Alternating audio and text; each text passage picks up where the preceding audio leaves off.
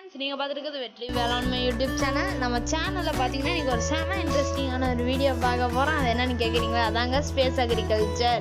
நம்ம டீசரையும் first video இன்னும் யாரையாச்சும் பார்க்கலன்னா கீழே டிஸ்கிரிப்ஷனில் லிங்க் கொடுத்துருக்கேன், போய் பாருங்கள். சரி வாங்க இப்போ வீடியோக்குள்ளே போகலாம்.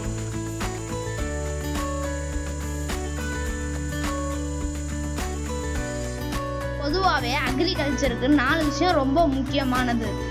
அதில் முதலாவதாக இருக்குது சன்லைட், ரெண்டாவதாக இருக்குது வாட்டர் பார்த்தீங்கன்னா அக்ரிகல்ச்சருக்கு மட்டும் யூஸ்ஃபுல்லானதுங்களங்க, ஒவ்வொரு உயிருக்கும் ரொம்ப முக்கியமானது. அடுத்ததாக சாயில் பார்த்தீங்கன்னா அதில் நிறைய நியூட்ரிஷன் இருக்குது, அதனால் பிளான்ட்ஸுக்கு க்ரோத் ஆக அது ரொம்ப யூஸ்ஃபுல்லாக இருக்கும். அடுத்ததாக கேஸஸ் பார்த்தீங்கன்னா CO2வும் ஆக்சிஜனும் பிளான்ட்ஸுக்கு ரொம்ப முக்கியமானது. நம்ம பூமியில் பார்த்தீங்கன்னா 3ல் 1 பங்கு லேண்ட், மற்ற எல்லாமே வாட்டர் தாங்க.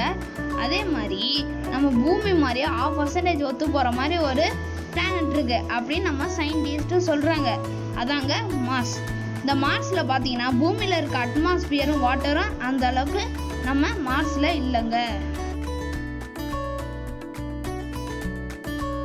இப்போ நம்ம முதலாவதாக பார்க்க போகிறது சன்லைட்டை பற்றி பார்த்தோன்னா, நம்ம பூமியில் கிடைக்கிற சூரிய ஒளி மாதிரி அங்கே பிளானட்ஸில் கிடைக்காது. ஏன்னா நம்ம பூமியில் கிடைக்கிற சூரிய ஒளி ரேடியேஷன் கம்மி, ஆனால் அங்கே ரேடியேஷன் ரொம்ப அதிகமாகவே இருக்கும். அதனால அங்கே பிளான்ட்ஸ் ஏதாச்சும் வளர்த்தோன்னா டெத் ஆகுறதுக்கு ரொம்ப நிறையா வாய்ப்பு இருக்குது.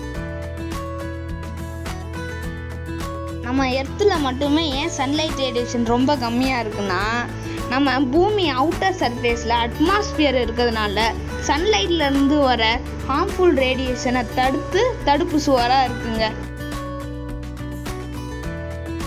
நம்ம சூரியன்லேருந்து வர ரேடியேஷன் தான் அல்ட்ரா வயலட் ரேஸ். இதை பார்த்தீங்கன்னா நம்ம அட்மாஸ்பியரை தாண்டி உள்ளே வர முடியாது.